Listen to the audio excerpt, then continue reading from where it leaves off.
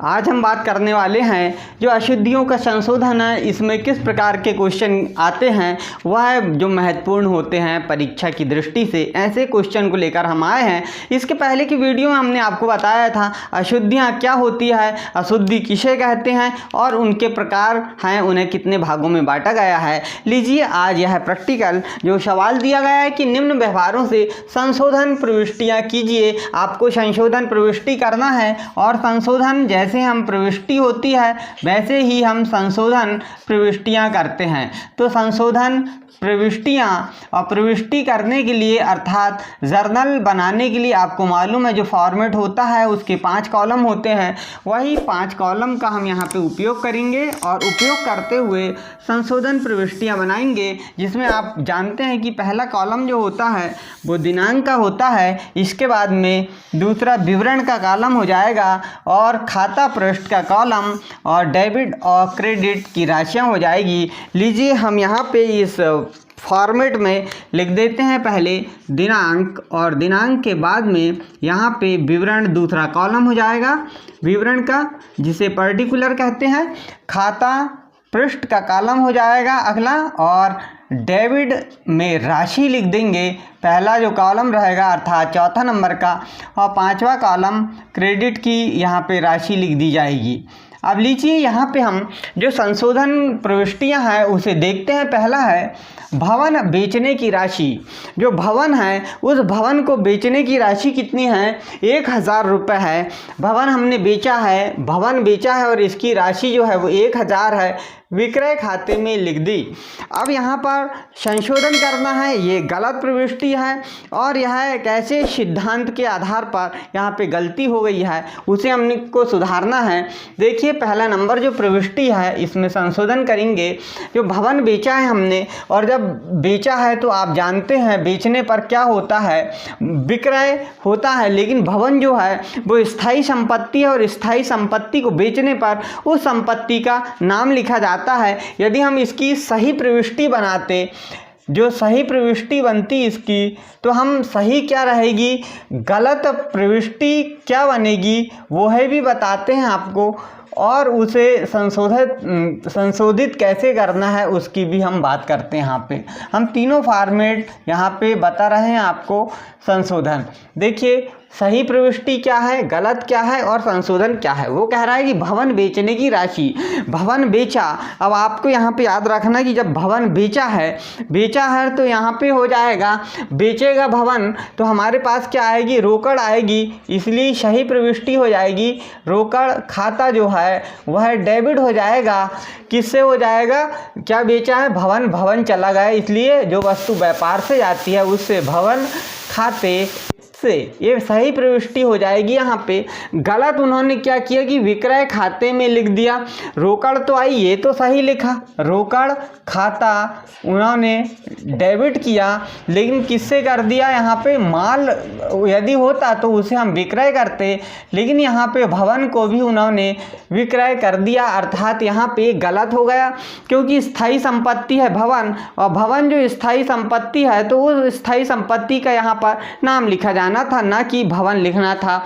अब देखिए यहाँ पे आप जो सही क्या है, रोकड़ जो सही जगह डेबिट होना था, तो आप देखिए गलत प्रविष्टि में भी यहीं पे सही, अर्थात रोकड़ सही जगह किया है, रोकड़ को डेबिट ही होना था, तो यह तो अपने आप में क्रॉस हो गया। बचता अब सही क्या है, भवन खाते से, भवन क्या है, क्रेडिट हुआ है, अर्थात यहाँ पे लिखना है हमें भवन खाते से, जो सही है उसे सही लिखना है।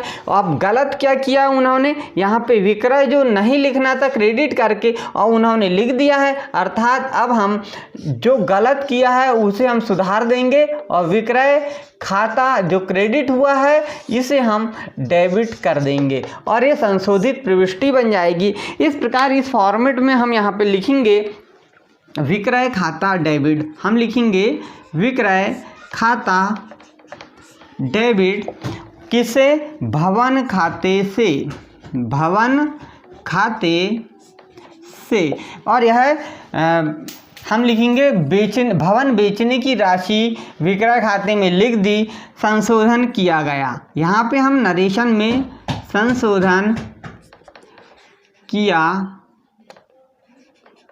गया। और द्विपक्षीय प्रविष्टि का संशोधन इसी प्रकार से लिखा जाता है, और डेबिट में 1000 और क्रेडिट में भी 1000 हम लिख देंगे। इस प्रकार भवन बेचने की राशि का हमने संशोधन कर दिया है। बिल्कुल आपको समझ में आया होगा, हमें ऐसा पूरा विश्वास है। अब देखिए, ये पहली प्रविष्टि थी। दूसरी जो प्रविष्टि है, दूसरी प्रविष्टि में देखिए आप क्या है कि 2000 रुपये की मशीन है एक, उसे खरीदा है, क्रय किया है, जिसकी राशि मरम्मत खाते में लिख दिया है। खरीदा है मशीन और लिख दिया है मरम्मत खाते में, अर्थात सही प्रविष्टि खरीदने की क्या होगी? मशीन जो है स्थायी संपत्ति है। स्थायी संपत्ति यदि खरीदो या बेचो, उस स्थायी संपत्ति का नाम लिखा जाता है। तो सही प्रविष्टि हम देखिए, मशीन खाता, यहाँ पे मशीन खाता यहाँ पर डेबिट करना है, और किसे? यहाँ पे मशीन जब खरीदा है तो रोकड़ चली गई है, इसलिए जो वस्तु व्यापार से जाती है उसे क्रेडिट कीजिए, तो रोकड़ खाते से। ये सही प्रविष्टि है, लेकिन हो गया गलत क्या? उसके मरम्मत खाते में लिख दिया है, अर्थात मशीन खाता न लिखते हुए इसे मरम्मत खाता डेबिट कर दिया है, किसे? रोकड़ खाते से।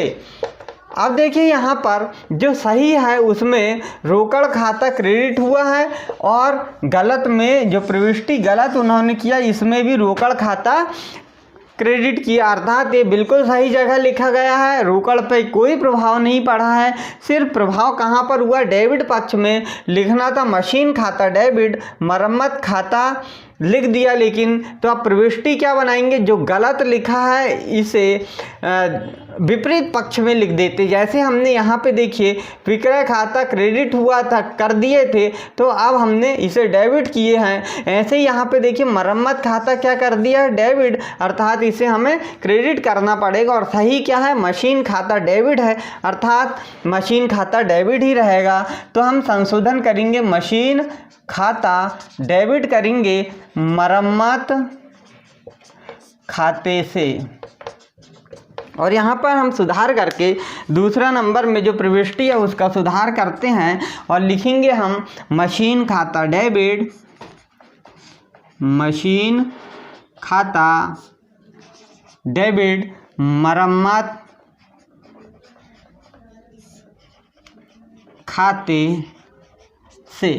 कितने का है? यहाँ पे राशि लिखी होगी 2000 रुपये, तो हम भी 2000 रुपये का संशोधन यहाँ पर कर देते हैं। और यहाँ पर लिखेंगे संशोधन, मशीन खाते का मरम्मत खाते में लिखने का संशोधन किया गया। अब देखिए, अगला जो तीसरा है, यहाँ पे दिया है कि फर्नीचर क्रय किया।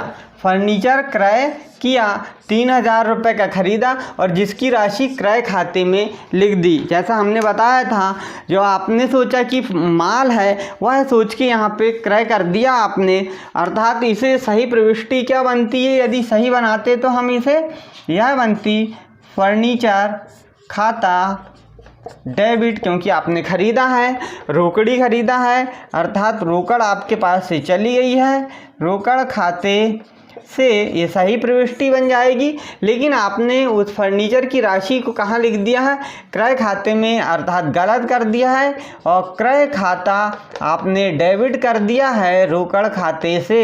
यह अनुभवहीन होने के कारण यह समस्या बनी है।